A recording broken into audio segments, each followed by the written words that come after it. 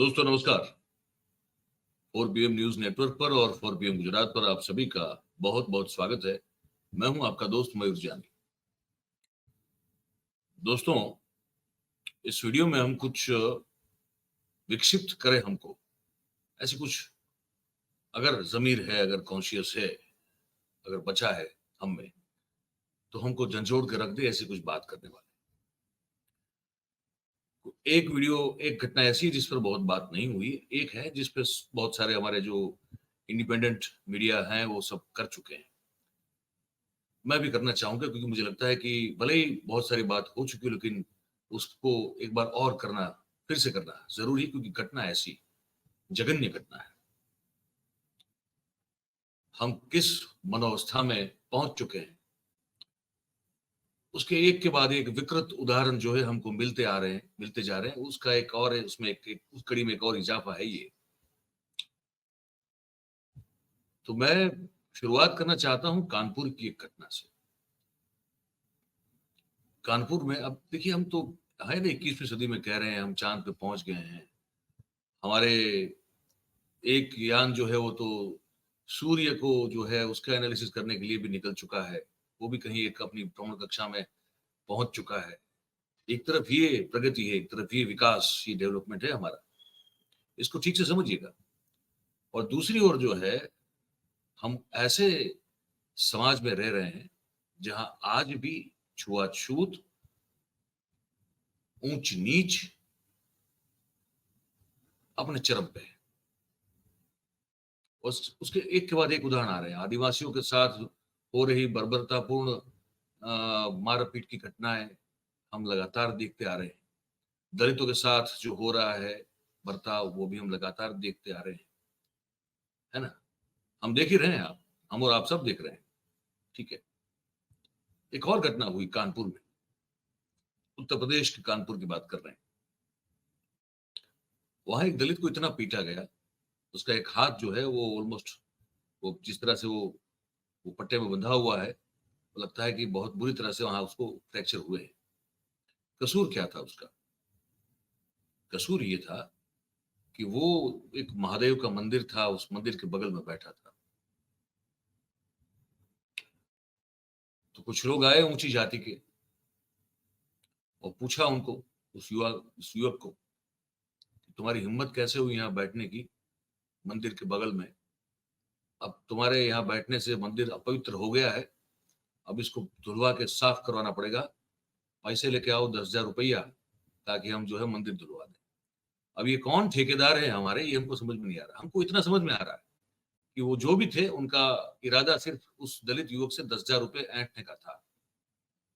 इससे और ज्यादा कुछ हमको समझ में नहीं आ रहा है। लेकिन फिर उसने जब मना किया, तो जो सबने मिलकर उसको पीटा है, उसके उस व्यक्ति की, उस दलित युवक की अपनी जबानी जो है, वो बात मैं आपको सुनवाने जा रहा हूँ। सुनिए इसको। क्या कहते हैं कि हमारे घर के स्थित क्या कहते हैं एक महादेव पातालेश्वर बाबा का मंदिर है। तो वहीं हम मंदिर के पास बैठे थे, तो हमारे गांव के निवासी मोनू पाल और सोनू पाल और उनके पिता जीवन लाल थे, और उनके साथ एक दो व्यक्ति अज्ञात थे, जिन्होंने हमें आकर माँ बहन की गालियाँ बकी। और क्या कहते हैं कि हमसे बोले, कालिया छूत कहीं के, तू मंदिर के पास क्यों बैठा है, तेरे यहाँ मंदिर पे बैठने से मंदिर अपवित्र हो गया है, तो हम जा घर जाओ, क्या कहते हैं मंदिर को धुलवाना पड़ेगा, इसके लिए 10,000 रुपये लेके आ। तो हमने बोला मंदिर तो सबके लिए एक है। ये कहने पर उन्होंने हमें बहुत मारा लाठी डंडों से। ये सुना आपने? अब इसको कैसे आप मतलब कौन से चश्मे से देखोगे आप तो ये उचित लगेगा आपको? ये सही कैसे लग सकता है, ये बताइए, है ना। और फिर दूसरी घटना, मध्य प्रदेश में महाकाल बाबा, महाकालेश्वर के धाम जो नगर है उसका, उज्जैन, जिसको बहुत सारे पुराणों में, दंत कथा में ये माना गया है कि वो धरती का केंद्र बिंदु है। ऐसा भी कहा जाता है, हमारे बहुत सारे मान्यता है। मैं इसलिए ये सब कह रहा हूं क्योंकि इतनी अगर आप इस जगह को पवित्र, आप हम लोग मान रहे हैं, तो वहां रहने वाले लोगों के मन इतने दूषित, इतने कलुषित कैसे हो सकते हैं, जो इस इतनी अद्भुत पवित्र नगरी में रहने वाला कोई व्यक्ति हो। कि एक 12-13 साल की उम्र अभी कंफर्म नहीं हो पा रही है, लेकिन 12-13 साल की एक लड़के के साथ दुष्कर्म करे और उसको ऐसे हालात में फिर छोड़ दे। वो दर-दर भटकती हुई लड़की जो है, वो लोगों से मदद मांगती हुई फिरे और लोग जो है उसको धुतकार दें। कोई ये भी ना सोचे कि अरे ये कुछ इसके साथ बहुत गलत हुआ है, इसको कम से कम तुरंत अस्पताल तो लेके चला जाए। और वो घूमती रही, कुछ कह रही है कि 8 किलोमीटर के आसपास वो लड़की चलती रही, खून बहता जा रहा था। वो लड़की जो है चलती रही और आखिरकार कहीं किसी ने फिर जो है एक बार हेल्प की, तब जाके वो अस्पताल पहुंची। वो दृश्य विचलित करने वाले हैं तो वो ब्लर किए हुए हैं। अब वहां जो है वो उस पर अब क्या कार्रवाई हो रही है और क्या आगे जांच हो रही है और क्या एक्शन ली जाएगी, ये जो बताया गया है, हम आपको बस वो सुना रहे हैं, दिखा रहे हैं।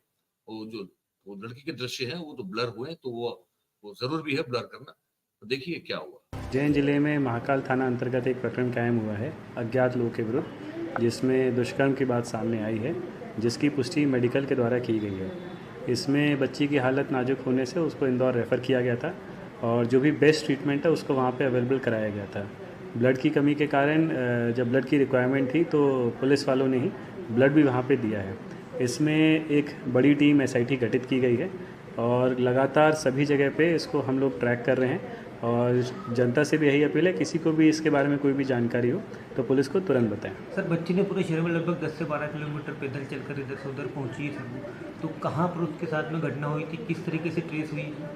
फरियादिया के द्वारा क्योंकि बताया नहीं गया है और अभी तक घटना की जब जानकारी मिली है और उससे पहले तक जो हुआ है उसको हम लोग बैक ट्रैक कर पा रहे हैं।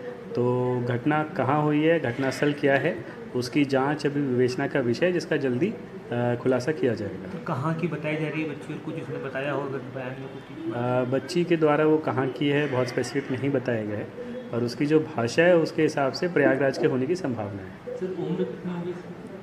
उम्र कोई वैलिड डॉक्यूमेंट्स नहीं है, पर उसके बाद ही बता पाना ठीक रहेगा। सर, अभी तक क्या कुछ कार्रवाई हो चुकी है, क्या कुछ लोगों को ट्रेस किया या इसमें अज्ञात लोगों के विरुद्ध कायमी की गई है।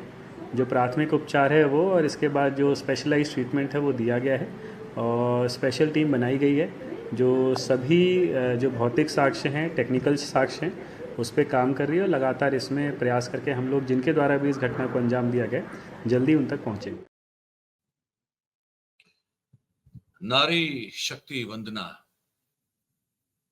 बहुत की जा रही है आजकल हमारे यहाँ पूरे देश में। प्रधानमंत्री जी हैं उसके पुरस्कर्ता हैं पूरे उस कार्यक्रम के, और वो कर रहे हैं पूरे देश में। राजस्थान में किया, मध्य प्रदेश में किया, गुजरात में आके भी कर लिया। कि क्या है ये, किस तरह की, और फिर बड़ी वाहियात सी हम बात सुनते हैं। हम वो आपको आप सब लोग कहते हैं तो फिर हमने आज से थोड़ी आपकी बात मानना आप शुरू किया है कि भी कुछ लोगों की बाइट या चेहरे मत दिखाओ। तो अनुराग ठाकुर ने एक बड़ी वाहियात से दलील पेश की है इस पूरी घटना को डिफेंड करते हुए, पर हम आपको दिखाना और सुनाना नहीं चाहते क्योंकि वो सुन के भी घिन आती है। वो राजस्थान का हवाला दे रहे हैं, कहाँ कुछ हुआ घटना हुई है। अरे राजस्थान में अगर जो हुआ है तो वो भी थोड़ा सही हुआ है, वो भी तो गलत हुआ है। उससे आप कंपेयर क्यों कर रहे हैं? आप ये कीजिए ना कम से कम कि ये आपके यहाँ हुआ क्यों। राजस्थान में अगर कुछ हुआ है तो वहां भी तो ठीक नहीं हुआ है, वो कौन उसको सही बोल रहा है? पर ये कंपैरिजन, इस तरह की घटनाओं में कंपैरिजन कैसे हो सकती है, मैं ये समझ नहीं पा रहा हूं। तो वो मैं सुनाऊंगा नहीं, लेकिन आपको बता दिया मैंने। अब इस बारे में जो एनसीपीसीआर है हमारा, आप एनसीपीसीआर को जानते होंगे। ये एनसीपीसीआर है national commission for protection of child rights, ठीक है। उनके जो चेयरमैन है उन्होंने जो कहा है, प्रियांक कानून को नाम है उनका, वो भी आप सुन लीजिए इस बच्चे के साथ हुई दुष्कर्म की घटना को लेकर। देखिए, ये घटना की जानकारी हमको लगी है और ये समाज में गिरती हुई संवेदनशीलता के स्तर को बताता है। कानून में ये प्रावधान है कि अगर कोई पॉक्सो विक्टिम है या कोई ऐसा बच्चा है जो पॉक्सो का विक्टिम बन सकता है, वो किसी प्रेडेटर का शिकार हो सकता है, तो उस तरीके की स्थिति में किसी भी नागरिक का ये कानून के द्वारा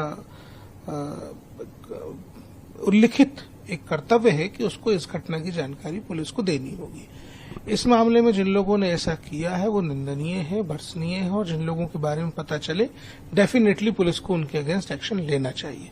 फिलहाल इस बच्ची की वेलबींग को लेके हम डीएम को लिख रहे हैं, उसकी मेडिकल स्टेटस की रिपोर्ट मांग रहे हैं और उसकी social investigation, individual care plan इत्यादि की जानकारी मांग रहे हैं। एसपी को हमने लिखा है, हमने एफआईआर की कॉपी, बच्चे के स्टेटमेंट की कॉपी और घटना का ब्यौरा एसपी से आहूत किया है। देखिए, हमको समाचार पत्रों के माध्यम से जानकारी मिली, फॉर्मल इनफॉर्मल सोर्सेज से पता चला कि फिर उसको किसी साधुओं ने बचाया।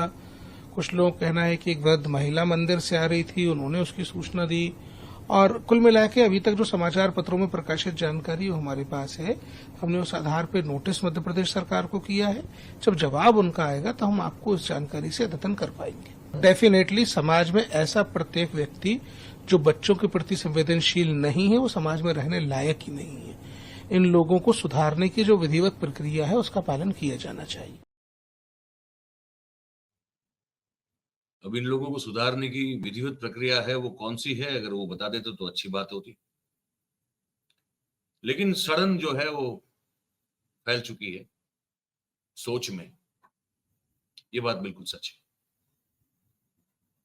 अब इससे आगे हमको कुछ कहने का मन भी नहीं हो रहा है, तो ये कार्यक्रम यही समाप्त करते हैं। और बहुत बहुत धन्यवाद आप सबका इस कार्यक्रम में जुड़ने के लिए। और बस यही कहेंगे अंत में इसको संपन्न करने से पहले कि अगर कोई आपके ध्यान में अगर कोई जैसा दृश्य आता है, ऐसे कोई असहाय कोई महिला हो या कोई भी हो जो असहाय हो, इस अवस्था में हो, बच्ची से लेकर कोई भी हो, तो वो जो दृश्य देख रहे थे, वो जो घर घर जा रही है और लोग जो है उसको निकाल बाहर कर रहे हैं, ऐसा मत कीजिएगा।